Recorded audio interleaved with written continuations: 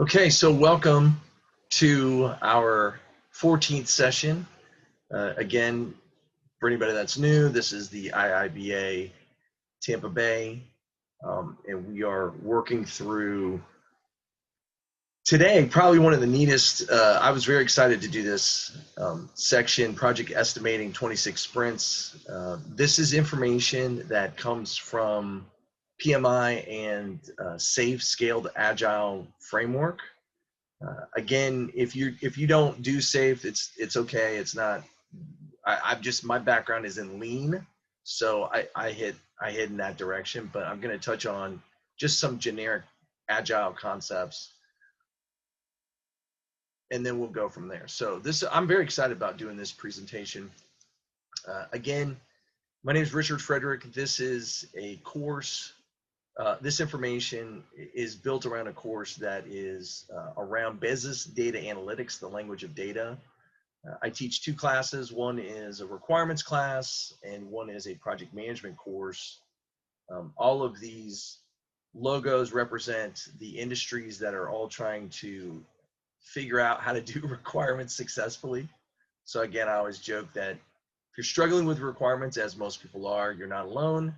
So are all these groups.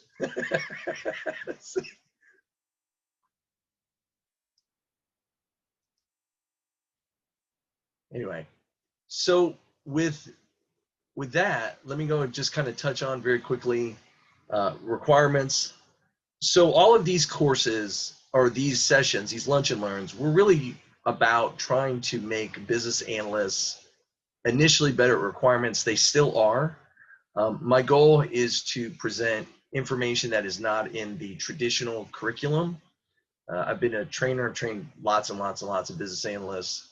And the traditional curriculum that we teach for requirements really calls for what we call I call the four fingers or four steps of requirements: elicit, analyze, document, and validate. I teach the traditional approach. I just focus on data. The reason I focus on data mainly today is because of the digital transformation, which really is data. I mean, that's what it is. Business data analytics, digital transformation, and data all basically are the same thing. So this would be the requirements class. This would be the project management course. And you'll notice that it's color coded. It, again, is traditional in the sense that it covers, instead of the four fingers, five fingers of project management: initiate, plan, execute, control, and close. Or if you're a developer, envision, plan, develop, stabilize, and deploy.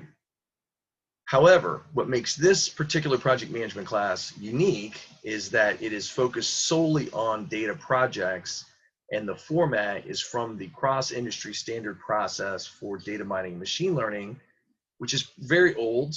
It's not a new concept. It's been around since the mid-90s. Today, the IIBA calls it business data analytics. So I call it business data analytics because that's what they call it.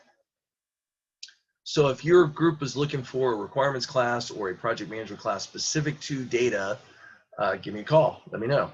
Send me an email. Hook up with me on LinkedIn. So who am I? I owned a software company in the 1990s. We built software robots. Robots are programs that run autonomously without any human intervention, as opposed to a script that requires some human oversight.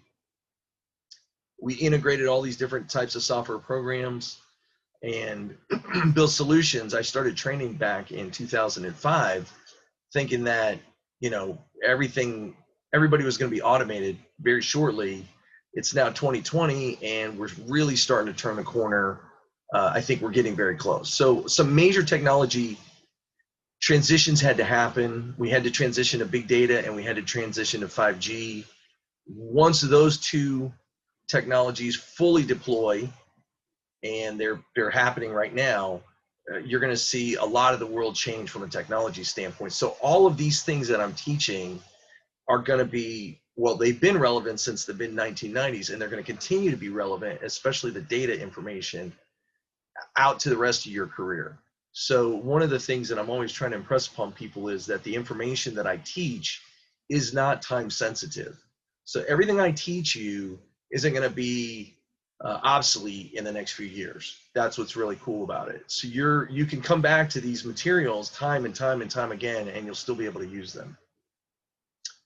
Again, if you're new, you haven't been here, Cliff just posted in the chat window the 3 ways to connect and become a member of the IIBA Tampa Bay. And please feel free to do that. It's free. So we love the price. And I mean, the IIB is not free, but joining us is free. So here's what we're doing. Each one of these sessions, the goal is to seek to understand. And you'll notice, if you've never been in one of our sessions before, that there are 6 photographs on the right-hand side. They represent the team of the future. I've actually gone in and color-coded them now so that they match the project management agenda. So purple is the business analyst. Yellow represents what I call my, purple represents my business analyst product owner. Yellow represents what I call my Scrum Master project manager. I know in a lot of organizations those are different people, but for my presentation, I'm going to make them the same person. The 2 green photographs with the outlines, the top one is my IT system architect, which we talked about just recently as the data wrangler. And then below that person is my developer or data scientist or subject matter expert, or all 3. That could be one person who does all 3 of those. Underneath that, in blue, the blue outline, that is my QA test person. And then finally, at the bottom is a blue image with an orange outline, and that represents intelligent assistance. And that is what all of these lunch and learns are about, which is how do we as business analysts develop intelligent assistants to help the institution operate more efficiently, to help the machine run better, faster, cheaper. This particular section, we're going to talk about project estimating. And I think it's fascinating that we don't really teach business analysts very much information about project estimating in the traditional curriculum. I mean, it's a component of project management training, but it's usually not a component of business analysis training. And I always felt like, as an instructor who does both, I felt like it's really important for business analysts and project managers to have a lot of overlapping information, because in many instances, it's the same person. So I don't think there's anything that's mutually exclusive from one group to the other, but I do think there are some different skill sets. That's for another day. But in this particular day, I want to focus on estimating, which is really forecasting or predicting the future. We covered previously waterfall versus agile, but I want to come back and revisit that again and talk about what I call the 4 dimensions of assembly. So we're going to talk about waterfall assembly, agile assembly. We're going to talk about sizing user stories to build a product backlog. We're going to talk about story points, rules of thumb. And then I'm going to talk just very quickly about this concept of 26 sprints. And then finally, we're going to get in and to talk about what I call the 3 planning stages, which is really fascinating that most of us are led to believe that there's only one planning stage, when really we should be thinking about 3 planning stages. So I'm going to go through that process. Okay, so let me start off with this slide right here. This is kind of where we're heading. You'll notice that there's really an image on the left, and you'll see the image, it looks like a funnel on its side, and it is in a way. And it says at the top of the slide, or at the top of the image, it says uncertainty versus project management lifecycle stage. And then underneath in bright red, so you can see it, it says increment 0, which that is an agile terminology. We don't normally use that terminology in waterfall, but that's okay. We're mixing it up for this class, which is good. I want people to sort of see that they don't have to be done separately. If you're an analyst or a project manager and you're having to deal with a hybrid environment, this is for you. Okay. To the right, you'll see what looks like a target with a bell-shaped curve in it, and that really represents prediction in the form of eventually Monte Carlo analysis, which is a form of regression or prediction. All right.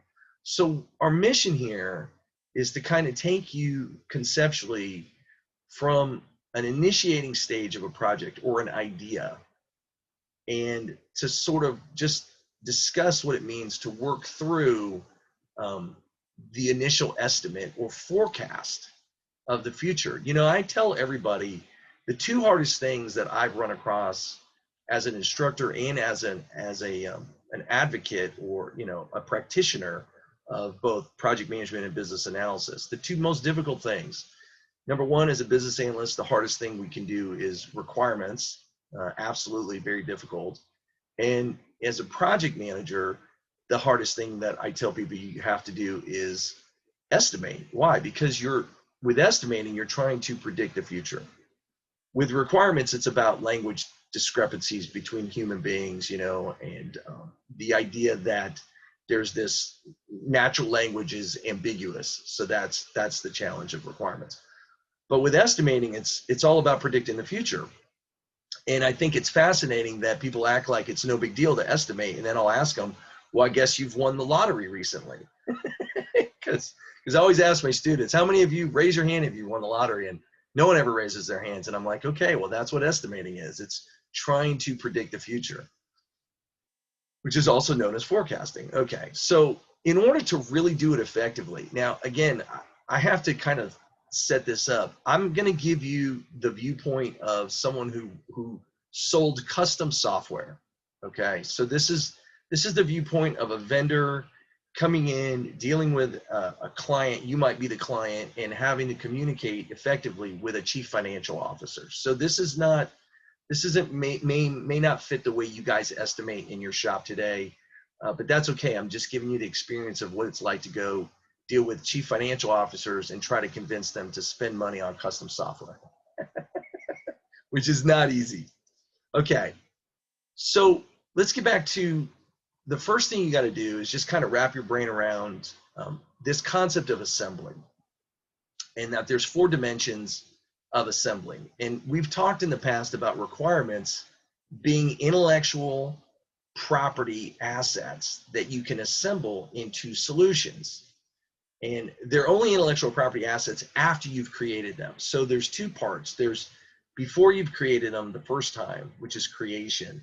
And then once you've created them, if you set them up for reuse, then they become an assembly part. So that's the idea. So again, I'll try to touch on a little bit of both as we go through this process. But for the sake of simplicity, we're going to assume that we've already created them and now they're in inventory. So what are the 4 things that we're trying to assemble? Well, first are the parts. And this is the scope dimension. How long is it going to take to assemble them? This is your schedule dimension. How complex is each part and the whole assembly process? This is your risk dimension. And then how much you're going to spend? This is your cost dimension.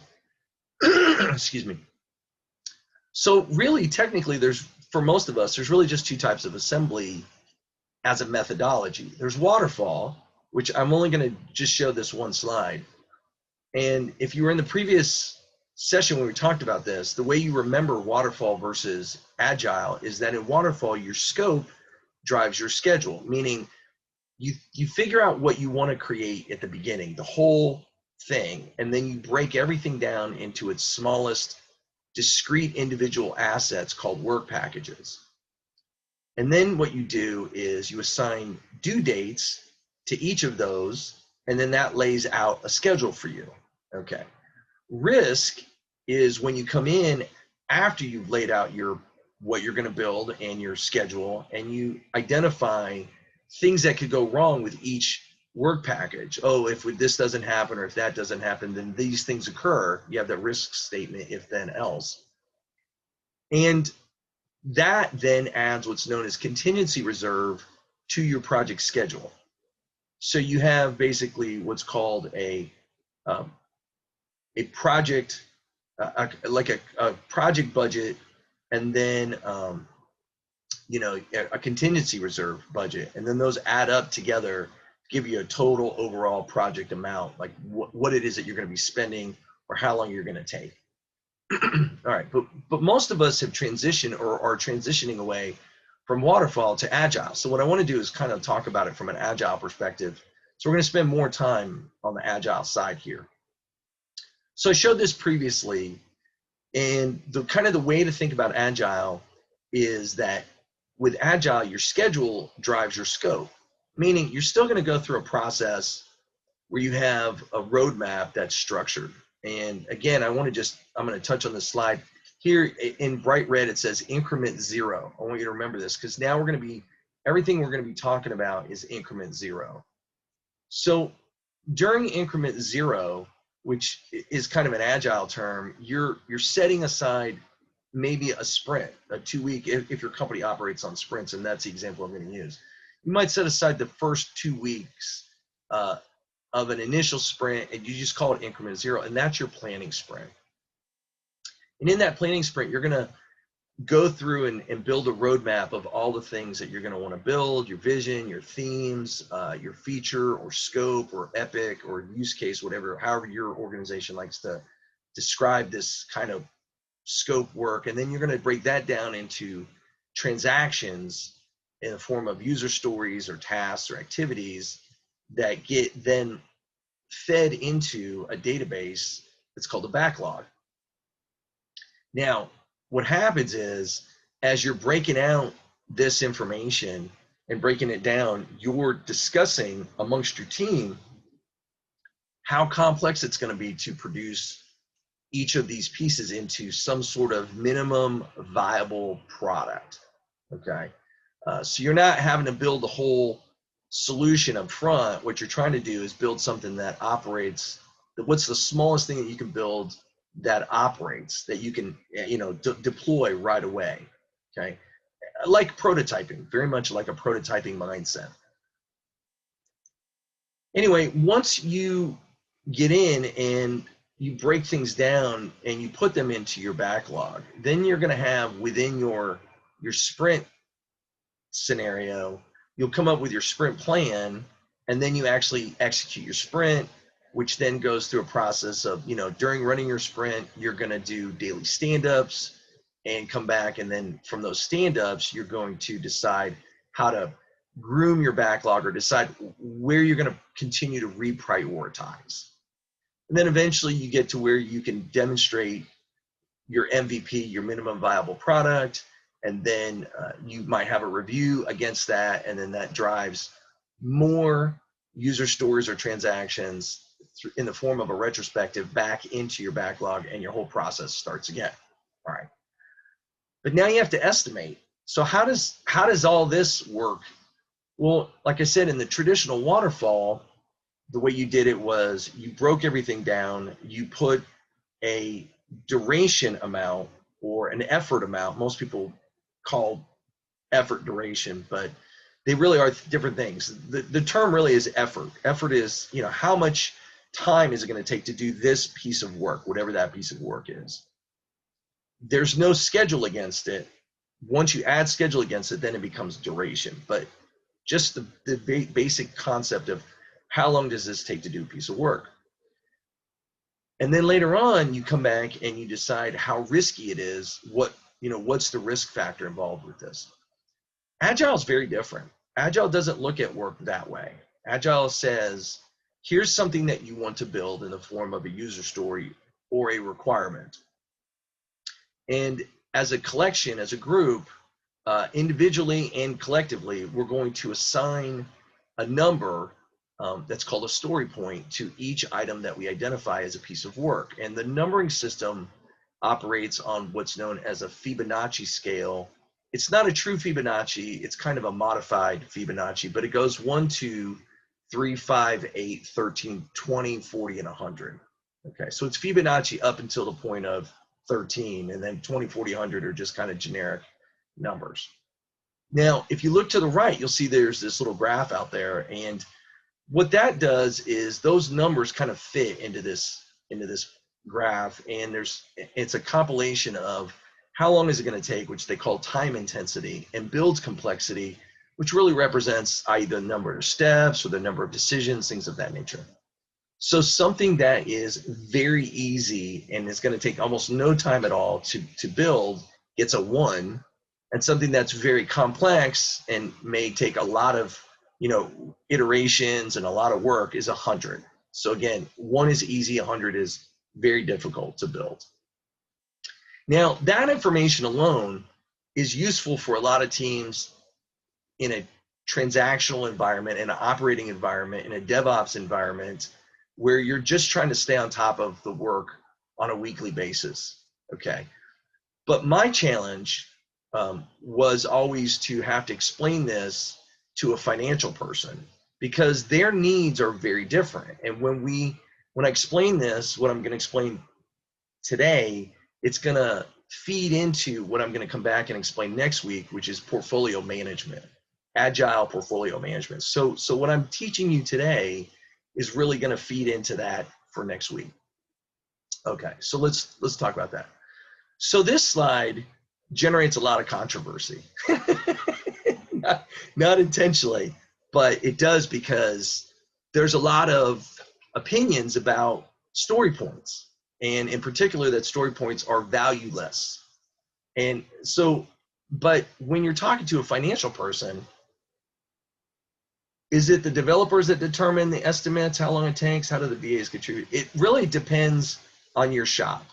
So technically, you can have your whole shop come together, and when I say your shop, it could be your team, a group of teams. I mean, I can't, speak to your individual experience, but everybody involved gets involved. We're going to talk about that. That's called expert judgment. So hang on to that. I'm going to come to that here in 1 second. But when you're sitting down with a financial person and you tell them story points have no value, the look on their face is like, what? They don't want to hear that. So here's just something that, and again, you can adjust this to fit your shop, but this makes some sense to a financial person. Okay, and I'm going to explain it like I'm talking to you as my CFO. Here's the way we look at the world. We said that a 2-week sprint represents 10 business days.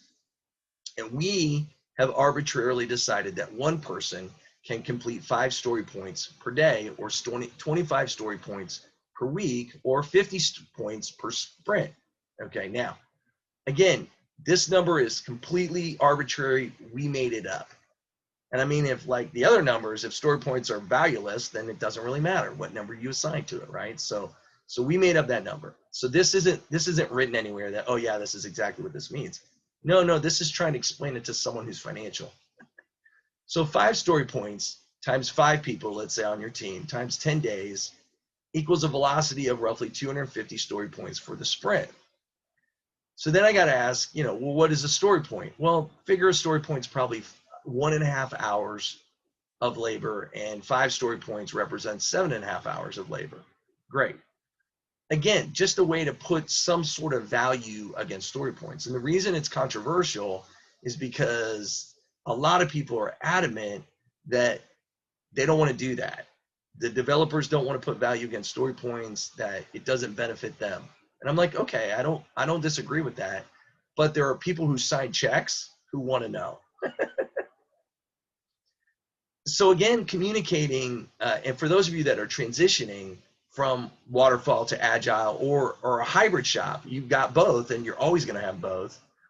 One of the things that I'm always trying to impress upon people is 2 weeks is a, if you look at a 52-week calendar year, if you look at sprints as being 2 weeks each, then really what you're looking at is 26 sprints. And what that means is, as you start mapping out all of your work over the course of your fiscal year, you can use these structures to help your work flow through your shop more efficiently, in a way that your financial people will begin to understand. So one of the things that I'm always talking about is the first 2 weeks of the year is sprint number 1. And then the second 2 weeks is sprint number 2. And then the following 2 weeks is sprint number 3. All the way around to, we're coming up to sprints, the last sprints of the year. 26, 25, 24, 23, just kind of working backwards. And that always is the same. That never changes. So the work, then you don't have all these projects that are always on sprint 1 or sprint 2. You can always see when the work begins based on whatever sprint number you've decided to assign to it. Now, again, this is just a suggestion, not saying that you got to do it this way, but I talked to a lot of financial people, and this is kind of the information that they're looking for. They need more structure. So however you guys want to produce it or present it to your management, that's your approach, but I'm just giving you a little piece of information. All right, now coming back to who's involved and how does this all work? All right, so at that first slide where I wrote increment 0 in bright red, and it looked like the funnel going to the target, and I said there's 3 planning stages. All right, this is really important. This is probably the main thing that I hope you take away from this today. There's a tendency to think that the very first time you get together and estimate a piece of work, that's it, that's the estimate. And really, that doesn't benefit you if your mission is to train intelligence. So what you got to do is think in terms of, how does estimating train intelligence? That's the question. So in order for estimating to actually train intelligence, you have to recognize that the purpose of a plan is to measure actual. You see, intelligence doesn't work unless there's both actual and plan. You got to have both together, meaning you have your plan that you come up with, and then you have to have your actual to measure variance, and that is what enables intelligence to do forecasting. And later on, I'm going to teach you earned value and explain how all of this works, just on a operational basis. I'll show you, I'll teach you what's called earned value EZ, and show you how you can do forecasts from status based on gathering actual data. All right, now, remember that planning is about forecasting. So when you're planning, you're trying to forecast in the future. And planning really goes through 3 phases. The first stage or phase is called discovery. And that's your rough order of magnitude or your ROM estimate. Let me just tell you what all 3 phases are. There's discovery, there's iterative, and there's baseline. Okay. Discovery is kind of, where you're starting, and then iterative, you're going to do other estimating techniques, and then finally you're going to get to baseline, which is your final approach. All right, so I'm going to walk you through each of them individually. So with discovery, it's called the rough order of magnitude and experience. It's experience-based, meaning these estimates are going to come from your staff. So the question that Grace had was, is it developers that do the estimates or the BAs? Everybody can be involved in the process. Everybody is a subject matter expert in their job titles. So if you bring value to this discussion, then you should be in the room. That's kind of how I look at it. So if you were to go through the project management body of knowledge, and there's 47 different processes that you go through, probably 80% of them all begin with the word expert judgment. What that means is you're going to people and you're asking about both their implicit experience and implicit data, meaning all of us have implicit experience and implicit data that we bring to discussions. All right, now, to take that information and to put numbers against it, something was created called planning poker, and this is where you use your Fibonacci scale to identify complexity of each of the user stories that you're going to estimate. All right. And so all I did was add value information to your Fibonacci scale, to your planning poker estimates, to give management a rough idea of how long we think things are going to take. Okay, that's all we're doing here. So we always begin with expert judgment, and in Agile we add this complexity, which really is a risk number. That's really what that means. The lower number, the lower the risk, the higher the number, the higher the risk. Also, at this stage of planning, you're not really using hard data to come up with information. This is a custom, we call this cost plus custom projects. These are very expensive because, like custom clothing, they're completely unique. All right. Once you've done a project, once you've started building a project, let's assume that you're working from a clean sheet of paper, you've never done it before, you're going to go through this process the first time. Great. Now that you've actually started the process and you've finished planning and now you're actually in the execution process, if you're accounting for the data that you're accumulating from the actual process, then that data gets stored in your repository, your database, that allows you to then go back and measure or forecast against that actual data. Okay, that's earned value. The second phase of planning So the first phase of planning is you get together as a group and you come up with some ideas. You say, great. The second phase of planning is where you take that information that you just elicited from your group in your planning session, and now you go and you either break it down into more detail, and you can see what I call the mountain of work is the vision, roadmap, portfolio, program, project. And you break everything into its maximum amount of detail, and then you roll all that data up to see what kind of final numbers come up. Now understand, and this is the thing that I'm always trying to explain to people at the project level, is that a lot of times those of us working at the project level, we're not aware of the upper levels because we're not in those meetings. But if you've been in those meetings, you know exactly what I'm talking about, that the higher up you go, the more detailed information drives, these larger amounts at the very top. So you need to be aware of this. The generic project management group might be happy with just the expert judgment and the planning poker and to begin to build up your backlog. Great.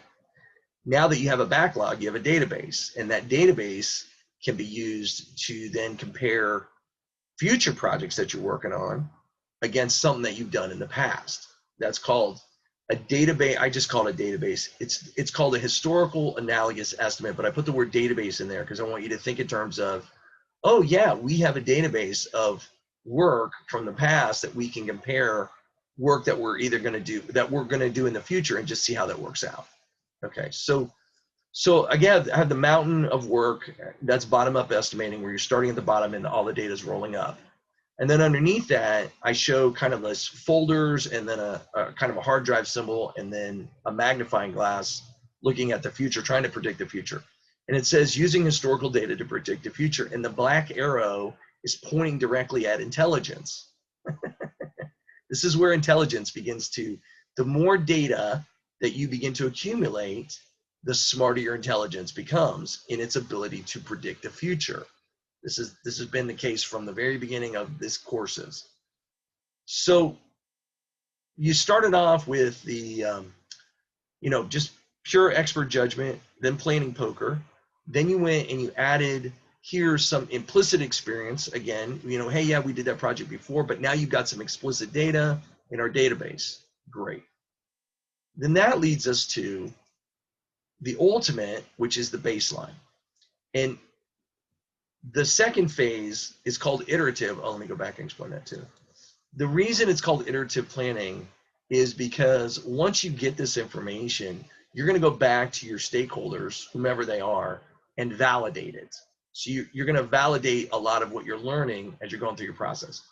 So the theory is you start with custom, and then you go back to your database and you say, hey, we've done something similar to that. Maybe we don't want it to be 100% custom.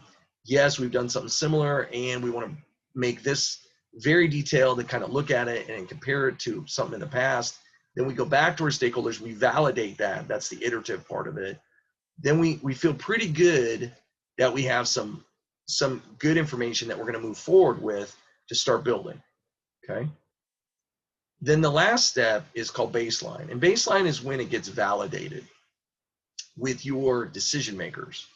And believe it or not, a lot of business analysts go into the portfolio tool. So next week we're going to talk about the portfolio tool, and the first thing that you use to drive a record into a portfolio is a business case. So this baseline information a lot of times is the business case that then feeds the portfolio tool. All right. Now, if you're not in that environment and guys don't work that way, don't worry about that today. But just understand that as we move from the planning estimate to the baseline definitive estimate, now we're moving into very much a forecasted data model. And we need that to do, we call that fixed price assembly, to do really good prediction. The more we've set up the work to be assembly, the easier it is to predict the outcome. The more work is set up as custom, where it's based on just the humans that are available or not available, and there's a lot of questions about our resources, and we're not really sure how long things are going to take.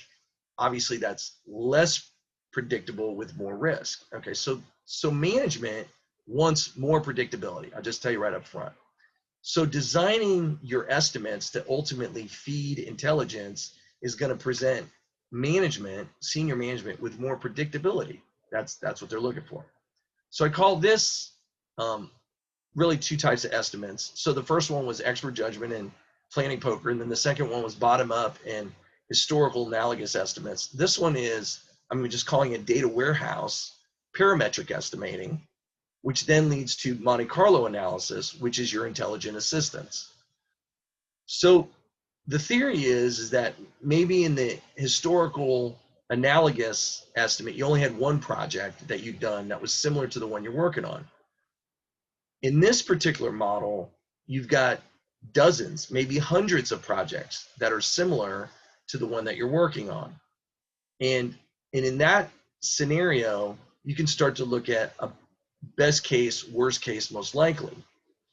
What Monte Carlo does is it uses the computer to then match that to basically every kind of probability that you can think of for the project to create a huge range of possible outcomes.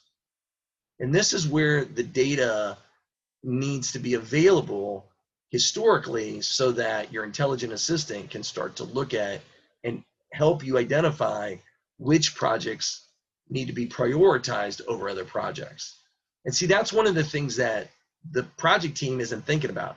They're thinking about prioritizing the work itself, but maybe not the projects themselves. That usually is handled at a higher level. So next week, we're going to talk about how projects get selected along something called the efficient frontier. I'll get there next week, but let me sum this up because I'm running out of time. As you get to this third phase of baseline, what you're really looking at now is explicit experience and explicit data, because you've got it all in your data warehouse. And as you move in this direction, it becomes far more predictable and less uncertain. So kind of let me wrap all this up into kind of a nutshell. Waterfall, the advantage of waterfall, and again, this is not saying that waterfall is better than agile. It's not. It's just the advantage of waterfall is that there's generally more data associated with the work. That's it. What that enables, though, is better, calculations and decisions and projections out into the future. Okay, that's the one kind of benefit. What we just talked about was being able to take traditional agile, which I don't even know if you can say that. That sounds like an oxymoron because it's so new. If you take agile and you give it some level of value, then that enables you to do the very same thing that waterfall does. So now all of a sudden it's like, oh, okay, so waterfall, yeah, we had all this data with waterfall, but we have similar data we can create with agile. Okay, we can make story points into values, and we can set all this up across a fiscal year and begin to provide management with some level of forecastable deliverables beyond just MVPs that they get every 2 weeks. Okay, now I don't know if that makes sense or not, but does that make sense? Did I make sense to everybody or not? Sometimes what I'm thinking and what comes out are different. The idea here, and let me show you what I mean by this. Let me explain what I mean by this. If you look at the funnel, the funnel says that in the beginning, the range of possible solution amounts is all over the place. But as you move through time, as you start iterating through your process, your estimating skills get tighter and tighter and tighter and tighter, and your ability to predict the future becomes more certain, because a lot of things, we call them unknown unknowns, start to become knowns. So this is exactly what this whole presentation was about, was trying to enable you to communicate effectively to your CFO. That was the whole thing. And any of you who've been in my presentations before, you know that that's the mission, is to help you as a business analyst talk to your chief financial officer. So, all right. So let me go back and talk about what we just did. So again, project estimating is forecasting, predicting the future. Next week, we're going to talk about portfolio management and how what we just talked about this week is going to feed into that. We talked about 4 dimensions of assembly, which is the same no matter what. It's always going to be scope, schedule, risk, and cost. Those four are all, no matter what kind of project you're working on, those are four dimensions. Whether it's waterfall or agile, you got to take it, you have to factor into your planning, okay? Then we talked about 3 planning stages. And again, whether you're waterfall or agile, you can go through 3 planning stages. So when someone said to me, well, how do you do that? I said, you just set it up to go through it in 2 weeks. And they said, well, what if you don't have it set up? I said, exactly, that's the purpose. One of your plans for yourself or your staff is to set up an estimating system that can move you through all 3 phases within 2 weeks time.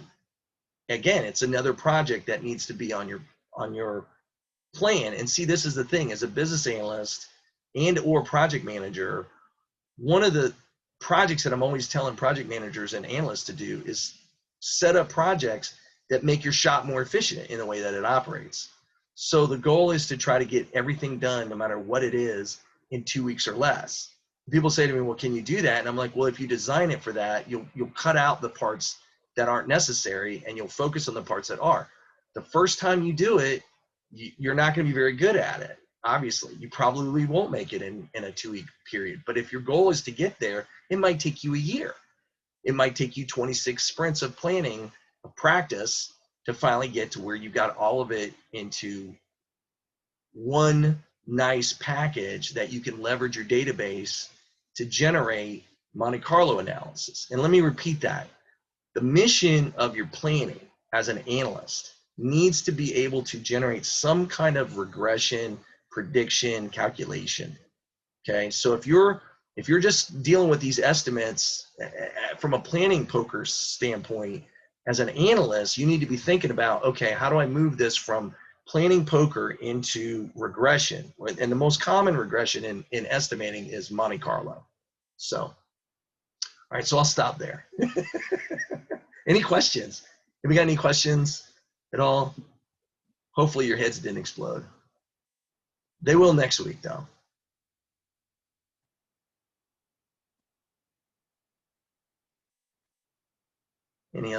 Any things? No. All right. Well, again, thank you so much for coming out. I appreciate your time, and we're going to call this here. And hopefully you'll be on next week to understand and learn about agile portfolio management. So that's a very interesting, very interesting topic as well. So thank you again for your time, everyone. Have a great day. Thank you, Richard.